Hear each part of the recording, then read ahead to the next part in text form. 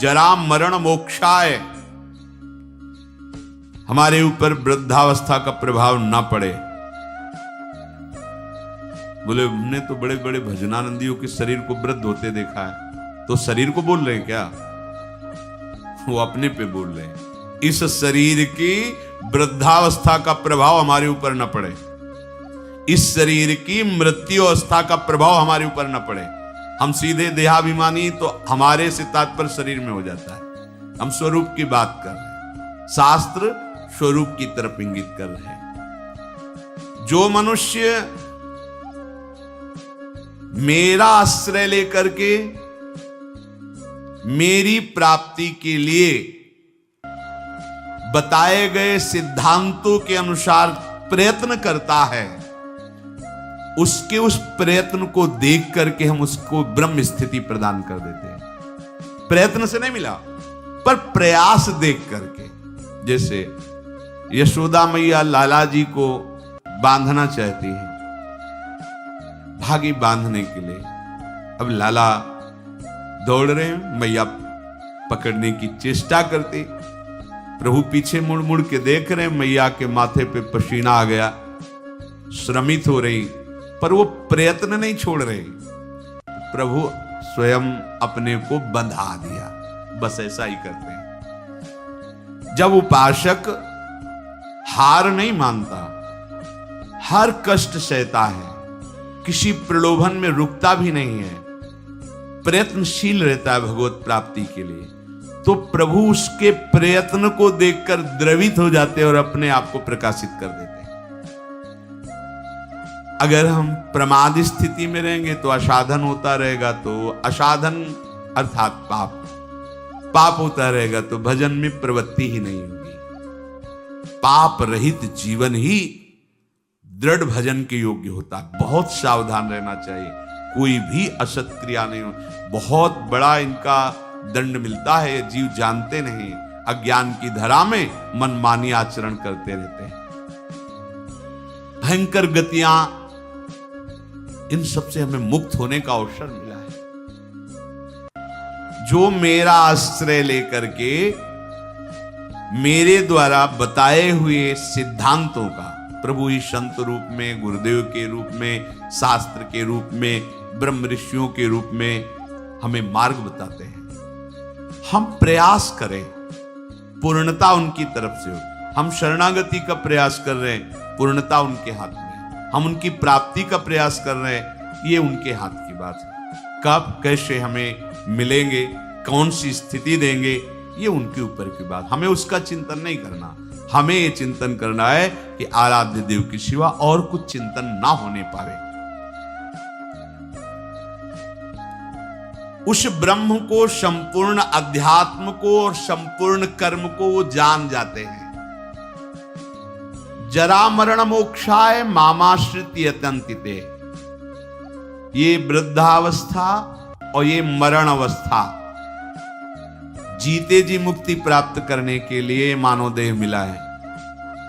अगर आप प्रयासरत रहे, जीवन में अनुभव आपको नहीं हुआ और कभी भगवद आश्रय छोड़कर आप इधर उधर भटके नहीं, तो आपका शरीर पूरा होते होते भगवान अनुभव करा देंगे। पीछे ऐसा वर्णन किया है स्वयं प्रभु ने, उस समय मैं स्वयं आकर स्मृति रूप से उसके हृदय में जागृत हो जाता हूं, क्योंकि जीवन भर लड़खड़ाते हुए ही सही पर हमारी तरफ चलने का इसने प्रयास किया है। पर हमने महापुरुषों के मुख से सुना है कि जो उपासक बाल्यावस्था से ही भगवान के मार्ग में लगे हैं, उनको इस बात पर नहीं संतोष कर लेना चाहिए कि मरने के बाद भगवान मिलेंगे। नहीं, जीते जी अनुभव करना है। शरीर छूटने के पहले ही हमें शरीर छोड़कर वो स्थिति प्राप्त करनी है जो भागवतिक स्थिति है, बिल्कुल सच्ची। ये शरीर ऐसे ही अनुभव होने लगता है जैसे कोट, शर्ट, बनियान। स्थूल शरीर कोट, सूक्ष्म शरीर शर्ट, कारण शरीर बनियान, लेकिन पहनने वाला अलग है। पहनने वाला न कोट है, न शर्ट है, न बनियान है, बिल्कुल अलग प्रतीत होने लगता है। अपना स्वरूप अपने आप से अनुभव में आता है, किसी इंद्रियों के द्वारा नहीं, किसी करण के द्वारा नहीं। अपने स्वरूप का अनुभव अपने स्वरूप से ही होता है, अपने से ही अपने का अनुभव होता है, इसमें किसी अन्य का सहयोग नहीं है। फिर साधना क्यों है? क्योंकि ये पवित्र हो जाए। ये पवित्र हो जाएंगे तो अपने स्वरूप में लय हो जाएंगे, शांत हो जाएंगे। जैसे शांत जल में ही हम देख सकते हैं, ऐसे शांत अंतःकरण में ही सारे भावों का प्रादुर्भाव होता है। इसीलिए भक्ति में भावों में सबसे पहले रखा गया शांत भाव, फिर दास सख्य वात्सल्य कांता से चरिया। शरीर की मृत्यु के पहले ही शरीर का राग नष्ट हो जाए, ये साधना की फलवृत्ति है। जो जीवन में साधना की है, अब शरीर से ऐसा नहीं कि जिसका शरीर राग खत्म हो जाता है उसे पीड़ा ही नहीं होती, ऐसा नहीं है। पीड़ा होती है पर परेशानी नहीं होती, दर्द है पर दुख नहीं है, व्याकुलता नहीं। क्यों हुआ ऐसा कष्ट, क्यों हे भगवान ये कष्ट, ऐसा कुछ नहीं होता। सहज में एक वृत्ति रहती भगवदाकार। अब यहां किसी ने पीटा तो दर्द होगा, क्यों पीटा, ये ठीक हो जाए, कोई वृत्ति ऐसी नहीं आएगी। जो शरीर में हो रहा है, सर्दी लग रही तो अगेंद्री में महसूस होगा कि हाँ सर्दी है, प्रारब्ध तो वस्त्र मिल गया ओढ़ लिया, नहीं मिला कोई आकांक्षा नहीं। ये स्थिति है, केवल बुद्धि से तर्कना से नहीं इसे समझा जा सकता, वो स्थिति है।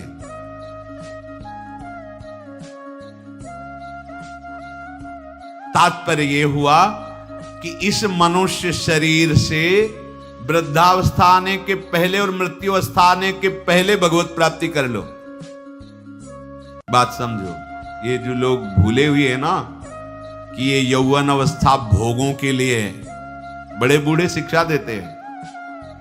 अरे तुम तो अभी, तुम्हारी तो खेलने खाने की उम्र, भजन की उम्र है तुम्हारी। तो उनसे पूछो जो उपदेश दे रहे खेल, तुम्हारी उम्र कौन सी है? तुम करते हो भजन, तुम भगवत चिंतन में रखते हो, पर वो वहां उत्तर देने की सामर्थ्य नहीं, इसलिए वो बोल नहीं पाते। नहीं, बड़े बुजुर्ग जो समझाते हैं तुम्हारी भजन करने की उम्र थोड़ी है। तो हे पूज्यवर, आपकी उम्र कौन सी है और अब आप क्या कर रहे हैं? भजन कोई खेल खिलौना नहीं है। जब तक आपने पूर्वाभ्यास नहीं किया तो आपका भजन जीवन में आगे नहीं होने वाला। ये भूल जाओ कि लड़का बच्चा परिवार और इनके सब ब्याह बर और सब होने के बाद बुढ़ापे में आराम से जाकर वृंदावन में फ्लैट लेंगे और खूब भजन करेंगे। भूल जाओ, फ्लैट ले सकते हो, आओगे, लेकिन यहां प्रपंच ही करोगे, भजन नहीं कर पाओगे। सत्संग में बैठोगे, सो जाओगे, शब्द समझ में नहीं आएगा क्योंकि अभ्यास ही नहीं किया है। चार बूढ़े बैठ करके अपनी बहू और लड़का बच्चा की बातें करोगे, प्रिया प्रीतम की बातें कभी नहीं कर पाओगे। देख लेना, जीवन में देख लेना। यदि जीवन में तुमने भजन का अभ्यास नहीं किया तो वृद्धावस्था में भजन नहीं होगा। वृद्धावस्था आने के पहले, मृत्यु अवस्था आने के पहले, चलो वृद्धावस्था का तो समय हमें पता है कि शरीर की वृद्धावस्था लगभग इतने वर्ष बाद आ जाएगी, लेकिन मृत्यु अवस्था तो एक सेकंड के बाद भी आ सकती है। इसलिए हमारा ये जो वर्तमान समय चल रहा है, ये भगवदाकार वृत्ति से युक्त होना चाहिए। वृद्धावस्था के आने के पहले भगवत प्राप्ति कर ले, ये बात तो समझ में आ जाती है कि 60, 70, 75, 80 इसी को वृद्धावस्था कहते हैं। आजकल तो 60, 70 में राधे श्याम हो जाता है। अब तो जवाने नहीं समझ में आते कि जवान कौन है भाई, कैसे समझ में आएंगे जवान? 15-16 की अवस्था आप अभी सुने थे प्रश्न उत्तर में, एक ने कहा हमें बहुत निगेटिव विचार आते हैं। तो भैया ये तो पाप का लक्षण है। आप पाप कर्मों से अपनी वृत्ति को हटाइए, नहीं तो नकारात्मक सोच आपको नष्ट कर देगी। क्या करते हो तुम? उनका 5 बार हस्तमैथुन नियम से रोज करता हूं। अब आप विचार करो, इस विषय पर ना तो कहीं चर्चा होती है और ना कहीं कहा जाता है। छोटे छोटे बच्चे ऐसी निकृष्ट आदत को प्राप्त हो गए, अब ये जवान होंगे, अब इनमें भगवदानंद की आकांक्षा जागृत होगी, ये कहीं सतमार्ग जान पाएंगे? कदापि। जीवन ही नष्ट कर दिया। शास्त्रीय सिद्धांत है